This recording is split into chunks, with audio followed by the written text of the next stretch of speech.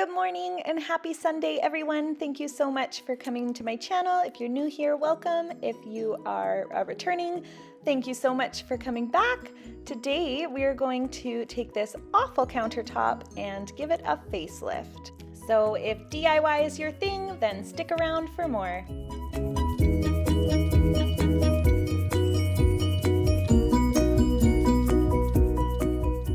So in true Miranda fashion, I start this video off in a panic, and you'll see that I'm chatting away to the camera, but that wasn't good enough quality, so I'm voiceovering. But basically, I ordered white contact paper off of Amazon, and it came sparkly. I'm going to insert a photo here so you can see, but I decided to just go for it because it is contact paper, and I can just peel it off if it isn't perfect, if it just didn't work. So I started by cleaning the counters, and I wanted to make sure I got any bit of silicone or caulking off of the edges, any bit of gunk off of it, and really just gave it a good scrub. And then I used some paper towel to make sure that it was dry because I wanted the contact paper to stick correctly. And then I gave it an extra wipe down because I am paranoid and I really, really wanted to make sure I didn't mess this up. Also probably procrastinating a little because I was nervous. So I decided to unroll the contact paper to kind of get a feel for what it'll look like and how long I need the pieces to be. And then I realized that there is a grid on the back of it that they obviously put there so that you can cut properly and I don't know, for handy purposes. And so I decided to measure, and if you've seen my cabinet knob video, then you will know I'm not very good with a screwdriver, and it turns out I'm not very good with a measuring tape either. But you know what? Life's all about experiences. This is how you learn, so no judgment here. So yeah, I just measured the counter, and then I decided to go with putting a piece of contact paper along the back edge first, and then I thought I'd be able to roll it from the side edge where the towel holder is all the way along. And you will see that it didn't quite work out that way, but anyways. So here I am. I have cut out the piece that I need for the back, and now I'm procrastinating because I'm extremely nervous. And yeah, here we go. We'll get into it, you guys. So the tools that you will need are actually pretty easy. I ended up using a measuring tape. I made sure that I had a clean, dry surface, so some cleaning products and paper towel, and better nails than I have to make sure you can get the back off of the contact paper. I struggled there pretty hard, but eventually I got it. And then just a credit card or any sort of card from your wallet really will do. And I used my Sephora card and just to smooth out the surface, which you'll see me doing. And then I used an X-Acto knife and some scissors. Once I get the back off, I align it with the corner as best I could. And the good thing about contact paper is that if it's not quite right, you can just pull it off. It's really quite easy to work with. So it took a little fidgeting with just to get the hang of it, I guess. And I peeled not all of the backing off at once because I didn't want contact paper sticking where it shouldn't be. So I just peeled a little bit at a time and just tried to make sure that it was as straight as possible. And then you will see I use the card to make sure that there are no bubbles and no air underneath and just really smooth it out. So I will just kind of speed through this process and you'll get an idea of what I'm talking about as I move through it here. I do have to apologize though because there are some pretty bad camera angles here, and this was one of the very first videos that I ever made, and I didn't have the right tripods or anything like that. I promise that future videos will be better, but the bathroom was kind of torn apart and everything was just kind of do it or don't. So it was just now or never. And I just decided to go for it with what I had.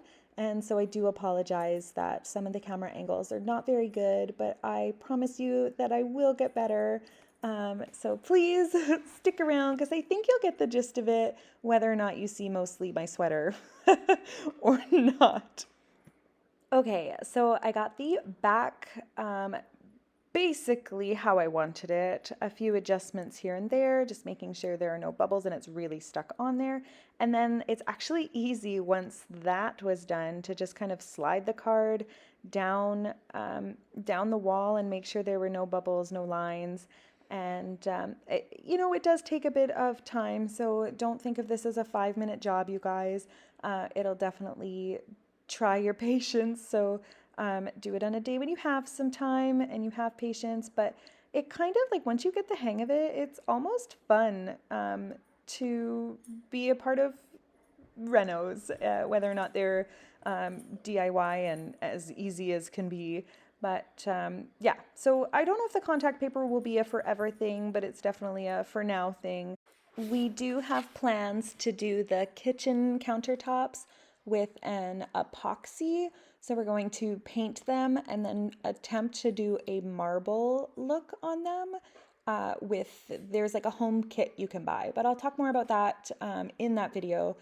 But if that goes well, then we will probably just remove the contact paper in here and do the kit as well. And I'm so sorry if you can hear some jingling in the background. My dog's collar is quite jingly and he's just wandering around right now. But anyways, so the corner was kind of stressful in my opinion. I was a little nervous about it, but I decided to just go for it. That's basically my motto for a lot of renovations here, is to just go for it. So I ended up using a razor blade to just make sure that I had a really perfect corner. I cut off all the excess with the razor blade, and you know what? I'm happy with how it turned out. Whether or not it's temporary or more long term, I think that it worked out really well. So yeah, I'll just kind of speed through here. Once I got this situated, I do cut off all the excess so that the back is just done.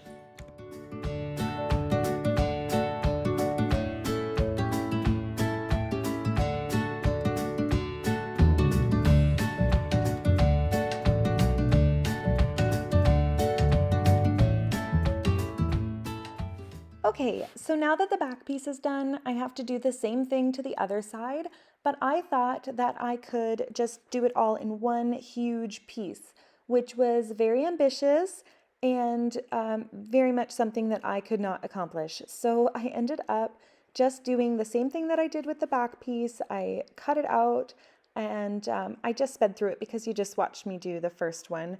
But same process, so now that is done and I just have to lay it flat over the sink, which was the scariest part for me because you're not working with a flat surface, and it's also, I think, where you're gonna notice the bubbles the most, right? So I was super nervous about this, and I ended up deciding to cut a small hole to stick the tap through it, and then just expanding the hole as I needed.